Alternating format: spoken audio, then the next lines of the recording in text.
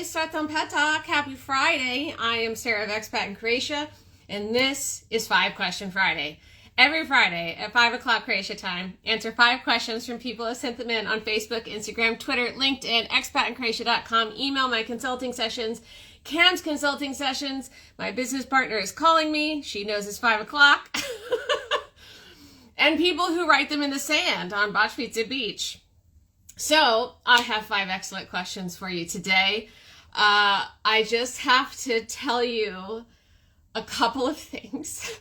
So I did something classically Sarah today. I decided to go on a 25-mile, 40-kilometer bike ride, which seemed like a good idea at the time. The app said it was only going to take 2 hours. That seemed suspect. But I was like, it's all right. I got all day. I've got till 5 questions. I can manage this. Like, this isn't going to be that big a deal. I can handle this. I know there's not going to be hills or anything. It's going to be flat. Okay, look. The first hour and a half, the sky spit rain. And then once the sky cleared and it was all blue, I got bora, like intense bora. And there is, like, for half of it, for a solid half of it, it was just blowing into my face. There was a point where I just had to stop because I was biking and the bike wasn't moving. Like, I was looking at the birds in the sky and they're trying to fly and they can't fly. They're just stationary, just hovering in the sky because the wind is just preventing them from going anywhere. The last 5 miles were rough. Really rough. So I'm glad that I made it to the other side. What's the other thing I wanted to tell you? Oh yeah. So I told you that I went on a trip last week, I think. And I did that while I was cat sitting, but it was double duty because in addition to cat sitting, I decided to start working on the outline for this book that I'm going to write. And I really loved that time. I managed to get the outline done and wrote some words. But since I started this project, it's just like stuff is spilling out of my brain, like uncontrollably. And it's kind of really cool. And I was listening to a podcast episode Sunday. There's a podcast I really like called The Diary of a CEO with Stephen Bartlett, and he was interviewing a writer named Malcolm Gladwell who has written many books. And Malcolm Gladwell said, you don't write a book because you want to be rich. You don't write a book because you want to be famous. You don't write a book to be on the New York Times bestseller list. You write a book because you can't not write it, because you can't stop thinking about it, because your brain won't stop moving until you put it down on paper. And I'm paraphrasing, but that's essentially what he said. And I was like, wow, that is exactly how I feel right now. Now that I've cracked open Pandora's box, it's just all this whole mess of stuff is falling out of my brain and I can't stop it. It's just coming and coming. So that's really exciting for me. So yeah, so every once in a while I'm going to kind of jump in and tell you a little bit about that journey because it is going to be a bit of a journey, but so far so good. I'm really excited about it. So that's it. I have some questions for you. That's why you're here, right? So this first one, yes. So this came from someone on one of my consulting sessions this past week. How are service dogs recognized in Croatia? What do we need to do to get our dog properly approved to make the move with us? Never got this question before. So my colleague Daniela did the research for this. Thank you, Daniela. So service dogs, I'm going to speak Croatian now, and I haven't said these words out loud before. Not in this combination, so this is for your entertainment. Service dogs are called psi pomagači in Croatian.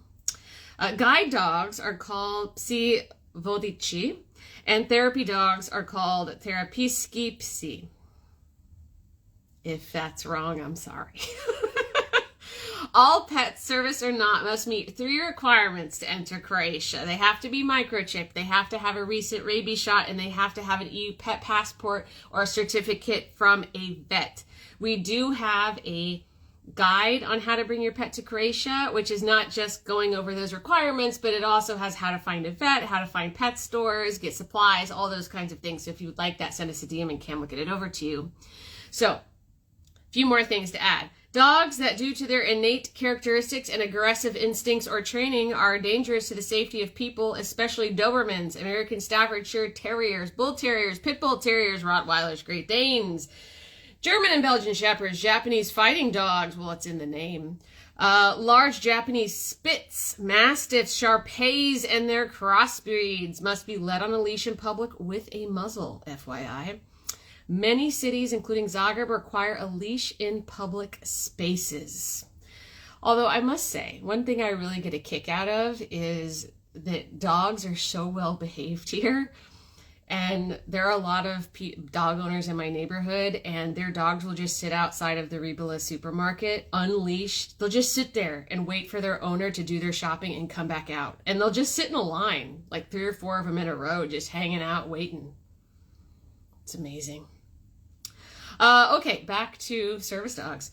The user, that's the person who's using the dog, and their assistance dog has the right to access and stay in public space, use public transport without paying a train ticket for an assistance dog, access and stay at the workplace, in health, educational, and scientific institutions, and in religious facilities, participate in events in culture, entertainment, and sports without paying for a ticket for the assistance dog. As an exception, access to and stay in a health facility may be restricted due to the need to apply special health conditions for the treatment of the user. These rights are also enjoyed by service dog users who are foreign citizens upon presentation of the appropriate document from the country of which they are citizens.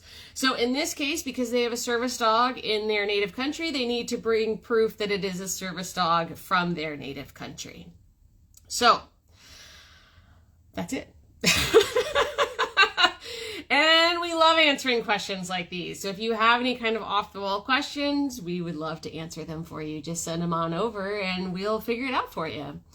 So the next one, this comes from Anella on the 5 Question Friday forum. Can I rent my property without opening up a business?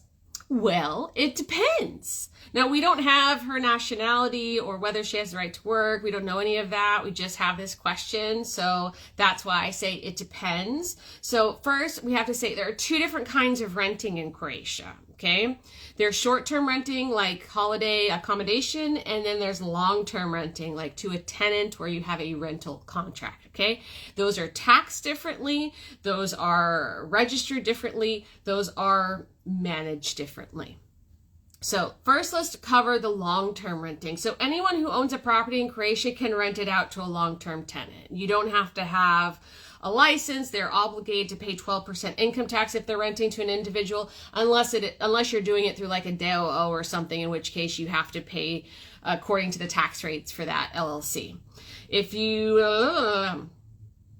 by the way, you're also obligated to report all of your rental contracts to the tax office so that they can, make sure that you pay them, essentially. So just as an aside, before a couple of years ago, you could go to, when you're applying for residence or registering your address, you could take like a non-notarized rental contract to MUP and then bring your owner with you, and that would be totally okay to prove that this was like a valid rental contract. But a couple of years ago, MUP and the tax office kind of got into cahoots, and now MUP forces you to get a notarized rental contract. Why? Because if it's notarized, then the public notary is obligated to send that rental contract to the tax office. No tax evasion. Fun facts. Okay, so now let's talk about short-term accommodation. Only EU, EEA, and Croatian citizens can rent short-term accommodation as individuals. That 25 miles is now showing. Everyone else has to have a company. So the alternative for a third country national, if they don't want to open up a company because opening up a company has a whole host of other like complications, let's call them. There's another way you could go about it. It's a bit of a hack. It's not an ideal situation, but it is what a lot of people do. It's a lot of Brits did this, because a lot of Brits, when they were still considered EU citizens, they had rental properties in Croatia. And then when Brexit happened, they all got letters from the tax office that says, hey, you cannot rent this as an individual anymore. You have to open up a company. So how do you get around that? What you do is you hire a property management agency that's going to rent out the property for you. However, it's not like they rent it out and then you get income based on how much they rent it out. What you do is you make a contract with that property management company, and you're essentially doing a long-term rent to them. So you charge them rent that they pay every single month. So it's going to be the same amount of income every month, and you can, set that rent based on what you anticipate that they estimate that they're going to be able to take in for that period of time. So that is one kind of way to get around that. We have a couple of guides for this. So one on how to rent out tourist accommodation, and one how to rent out property long-term. If you would like either of those, please just send us a DM and say, gimme, gimme, gimme, gimme, gimme. And we will send it to you. Okay?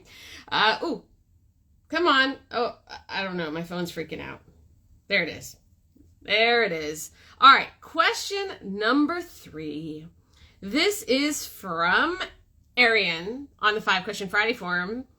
I have the Croatian digital nomad permit, which expires in 3 months, and I am not European.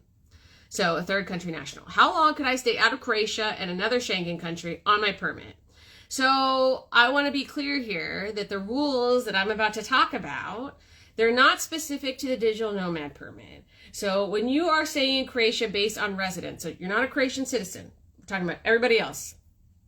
There's a certain amount of time that you have to stay in Croatia to maintain your residence. And that amount of time is based on your nationality. So there are certain rules for EU, EEA citizens, and there are rules for third country nationals. There are also different rules if you have temporary residence, and there's different rules if you have long-term or permanent residence. All right. So in this case, he's got the digital nomad permit. He has temporary residence. Okay. So when you have a residence permit in Croatia, it only regulates the time you can spend in Croatia. It does not impact the amount of time that you can spend in other countries in Schengen or Europe. That's important to understand. So just because you have a residence permit in Croatia does not mean that you then can stay however long you want in Schengen or any other European nation. That doesn't give you that right. You have to essentially travel. Like when you're in Croatia, you abide by the rules of your residence permit. When you are outside of Croatia, you abide by the standard rules. So what are the standard rules? If you are a non-EU EEA, then you can only be in the Schengen zone 90 days out of 180 days. You can only stay 90 days and 180 days in each individual country as well. So that's important to understand. Now, when you are in Croatia and you do have a residence permit, you're not accruing Schengen time in Croatia. So that applies whenever you leave Croatia. All right. Now, the 180 days is rolling. So every day, if you need to figure it out, you just count back 180 days and see how many of those 180 days you spent in Schengen. Now, even if you spent 1 minute in a day in Croatia, that counts as a whole day. So it's important to understand that. Now, if you travel a lot, if you're crossing a lot of borders, it's important that I would recommend that you take meticulous records, because it is not uncommon that once you hit a checkpoint or border patrol, that they may disagree with you about your calculations. So it's just best if you're doing like a substantial amount of travel and moving around from country to country, that you have the record so that you can back that up. Okay. All right. Now, in terms of the rules for how long you need to be in Croatia to maintain your residence, if you are a third country national, you cannot leave Croatia for more than 90 days in total in a year, and you cannot leave for more than 30 days at one time. Okay? We do have a guide on this that goes into this in much more detail. It also covers EU and EEA citizens. It also covers Brits, because Brits have special rules for them post-Brexit. And it also covers long-term and permanent residence, because once you have that, you can actually be gone from Croatia longer. So just to give you an example, I have long-term residence, so I could leave Croatia for up to a year continuously without losing my long-term residence. Now, I would never do such a thing, but I could if I wanted to. All right. Next question comes from John on the 5 Question Friday forum. Does Croatia recognize and accept a British will, or do I have to have a Croatian will if I have assets in Croatia? Excellent question. All right. Now, if you have a will that has been prepared outside of Croatia, it will only be considered valid and recognized by Croatian authorities if it was prepared in accordance with the Convention on International Wills. The same goes for someone with a Croatian will who died outside of Croatia. However, if you have property in Croatia, it is highly advisable that you have a Croatian will to manage that, because Croatia has very strict rules on inheritance of property, and it has to be recorded in the will in a very specific way. And if it isn't, it can really cause a lot of problems that can take potentially years to sort out in the court system. It's not nice. It's very easy to prepare a will, so it's important that you take that into consideration if you do have property in Croatia. Now, we have a series that I'm very proud about called How to Die in Croatia, and we already have 4 parts in this series, and the last part, part 4, is all about how to make and register a will. So if you'd like that, we can send that over to you. Just send us a DM. And then also, if you would like to make sure that it's done properly, you can always have a lawyer do that. And we have a vetted network of 16 English-speaking lawyers who can help you prepare that will. Okay. The other 3 parts of how to die in Croatia: what happens right after death. So like if you die on Croatian territory, this is what's going to happen. What you should do to prepare for dying in Croatia, and how to organize and attend a funeral. Why did we do this?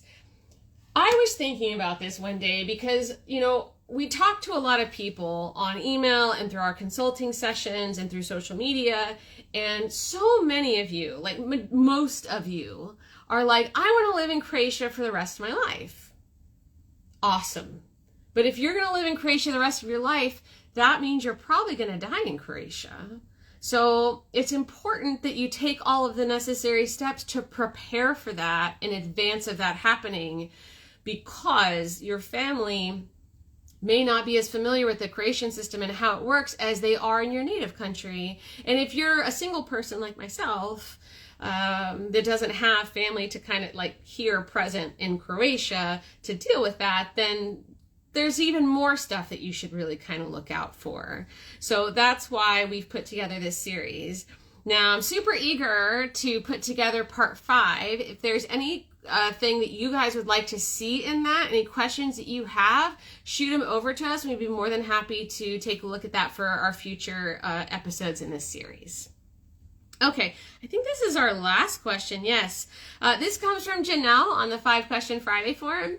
Can you please suggest a website for Americans who only speak English to search for a job opportunity in Croatia? Absolutely. So she's asking for Americans, but let's just chalk this up to anyone who is not fluent in Croatian, all right?